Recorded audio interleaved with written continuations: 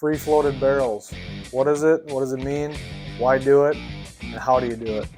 Well, stick around. We'll show you how we do it to our Tikka T3 build.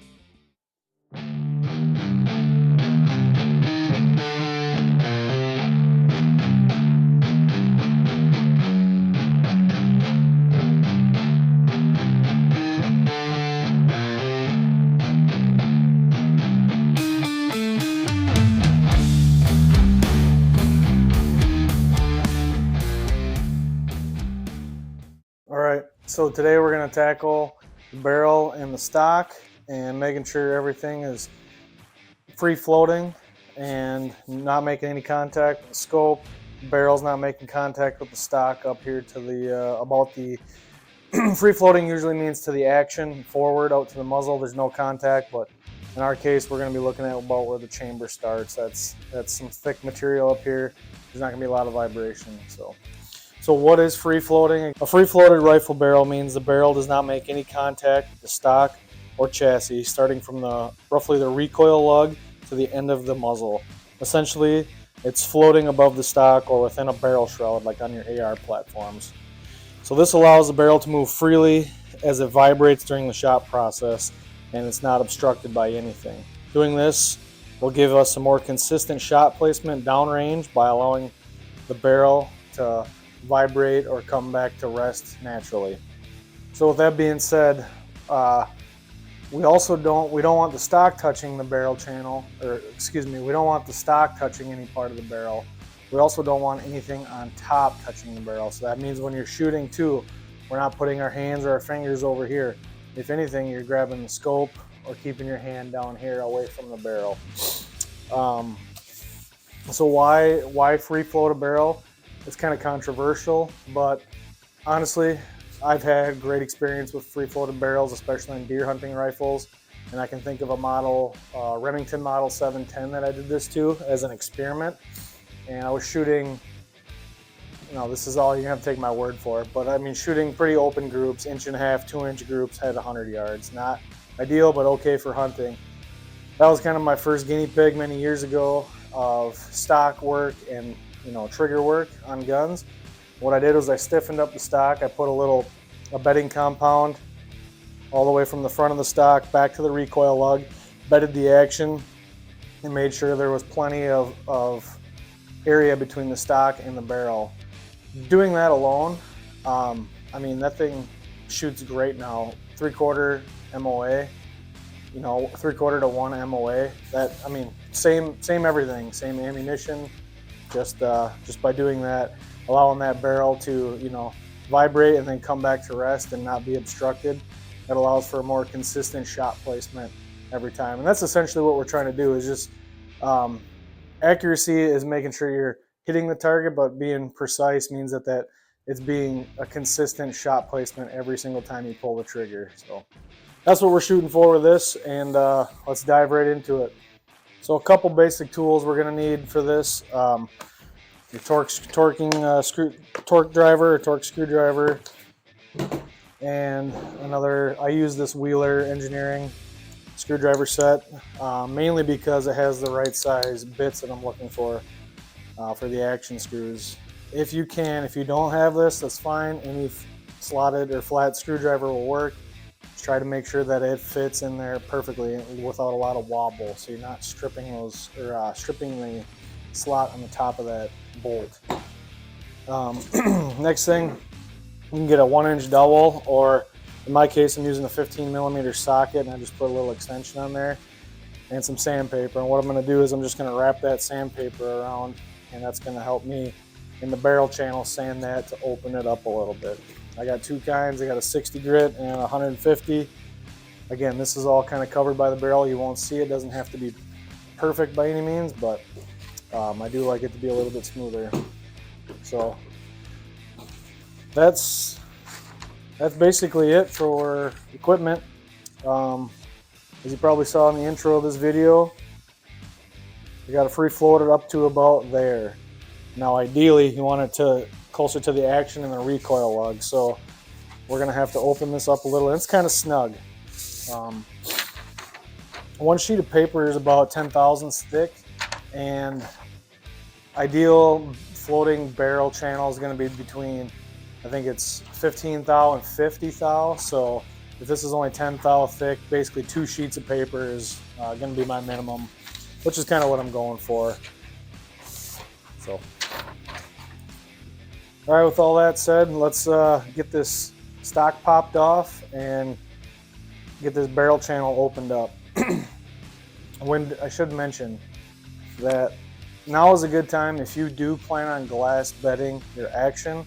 You're going to want to do this first, because you're going to put glass bedding around your recoil lug, possibly your action, and maybe some out into your barrel channel or the stock underneath your barrel.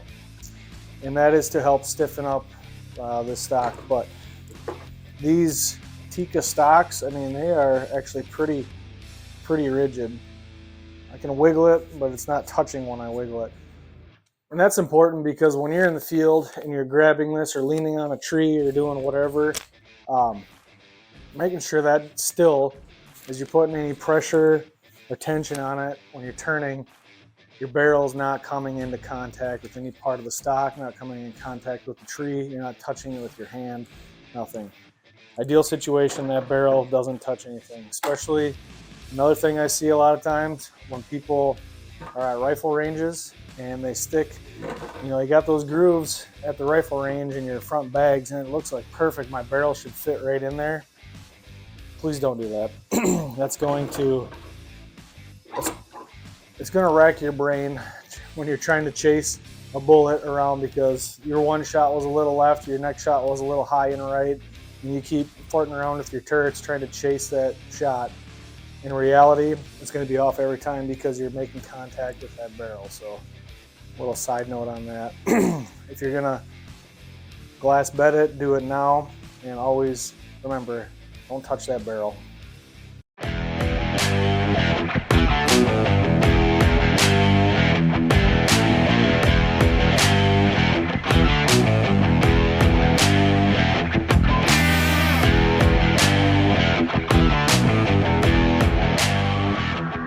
We have the barreled action taken off the stock. We got the stock sitting in our gun vise now. And if you don't have a gun vise, honestly, any vise will work, but I recommend you put it in something that will hold it down. So I don't know if the camera's going to pick it up, but essentially our barrel channel is from here to here. This on these Tikkas, the recoil lug is in the stock. Excuse me, I'm going to zoom in on this. We can get a little better shot. Where I am feeling that we're getting a little contact is actually right here. There's a little bridge in this stock, and I think that's where my paper was stopping when I was sliding it down and hitting that. So what I'm going to do is I'm going to wrap this 15mm socket, and I'm going to open up this barrel channel. Now it tapers, you can see, to kind of match the profile of the barrel. Honestly, for free floating, it doesn't really matter. I just want to straight, consistent, free floating, no contact, contactless channel here. So I'll get this wrapped up with some 60 grit sandpaper. I'll start working on it, and then I'll move up to the 150. You guys don't need to watch me sit here and watch me run this with sandpaper. So I'll get that done and come back. Just a side note here, since we got this stock popped off, this stock on the Tikkas was relatively firm. The fore end was relatively firm. There wasn't a lot of wobble when I was torquing on it to try to touch the barrel. But what I've done on other stocks is I'll fill this gap right here from the recoil, from the called the front side of the recoil lug out to the end of the stock. I'll fill that with a bedding compound or a glaze coat. Now, bedding compound can get kind of spendy, but if you're already bedding the action, just make a little extra and fill that in. So what that's going to do, it's going to add a little bit of weight to the front side. Not a huge deal, but its main purpose is to stiffen that up so there's not that, there's less of an opportunity for you to torque that and touch the barrel. If you want to do that step, now is a good time to do it. In our case, we're not going to, because this stock is pretty good. So, okay, so just after a couple minutes here with the 60 grit, you can see I'm starting to open it up. And I don't know if the camera's going to pick it up, but I've made contact on the upper sides of this little brace. This one's completely touched, but I think my main focus is going to be right here. I want that sandpaper to touch down into this channel. So you are going to be sanding, put the stock back in, check for fit a couple times. Just be patient, take your time, go slow.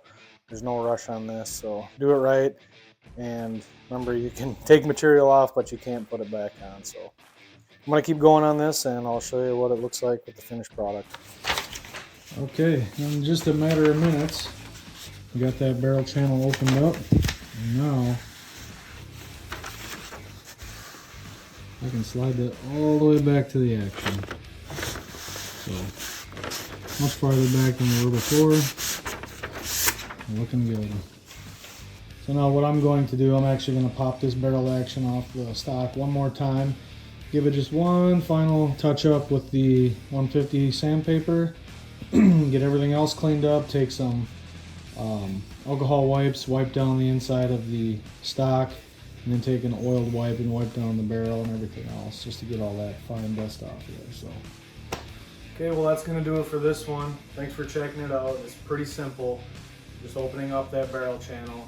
Just remember, like I talked about earlier in the video, just keep your hands and any objects, obstructions away from that barrel. And this should help improve your accuracy and be more precise and have a more consistent shot placement at the range. So thanks again for watching, and we'll catch you next time.